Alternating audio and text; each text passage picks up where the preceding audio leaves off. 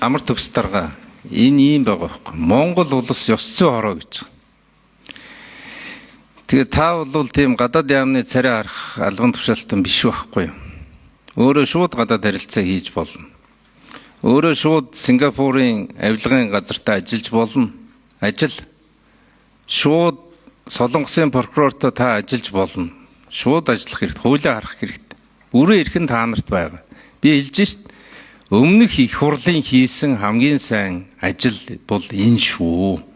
Харамсалтай нь маш сайн зүйлийг хийчээд ажил хэрэг болохгүй шүү. Тэгэхээр бол энэ төрийн албаныхныг цахим мөрөдө тоглоом болоод гадаадад казино тоглодог зүйлийг таслан зогсоо. Нэгдүгürt.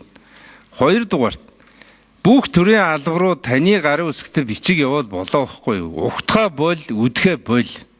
Ажлын хэсэг, гадаад дотоод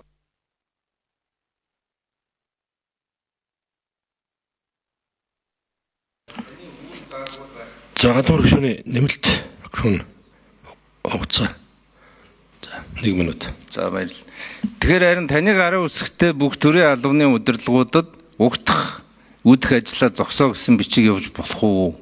Надад бол их энгийн харагддаг. Тэгээ угтах үдэж байгаа чи өөрөө аймгийн хил дээр байдаг, ард түмэн харж идэг. Худлаа хэлсэн хүн бол дуроо баригдана. Сумын ард түмэн мэдж байгаа. Тэгэхээр энэ дэр нэг айхтар юм ингээл нэг судалгааны баг, ажлын хэсэг, тэгэл одоо олон улсын төсөл, хөтөлбөр гэх нэг энгийн хүмүүс дагуулад очсон юм шиг мөртлөө яг төрийн албан хаагчдыг ороод ингээ буруу ёс зүйн зөрчил гаргуулах ажил хийгээд байгаа байхгүй.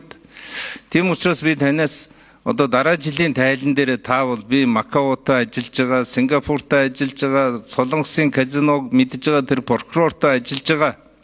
Дээр нь одоо энэ веб хуудсуудыг хаах асуудлыг би прокурор тавьж байгаа, АТГ-тэй ажиллаж байгаа, кибер аюулгүй байдалтай ажиллаж байгаа, төрийн албаныхан дээр энэ ном 92 тэгтэг гэсэн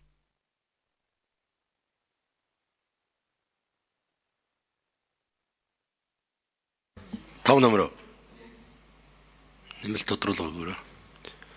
За 5 номер микрофон ажил хэсэг. За тодорхой арга хэмжээ авч үйл ажиллагаа зохион байгуулж төрийн албаны хууль заасан ёс зүйн нийтлэг шаардлага хориглох зүйлийг хэрэгжүүлж ажиллах талаар дэд хороодод байгууллагын дэд хороодоор дамжуулаад энэ үйл ажиллагаа зохион байгуулъя. Тэгээд эндний гарсан үр дүн болон шалган шийдвэрлэх мэдээллийг төрийн байгууллагын дэд хороод нь өөрсдөө хянан олон нийтийн хяналтыг хэрэгжүүлэх ийм механизмыг бүрдүүлж ажиллая.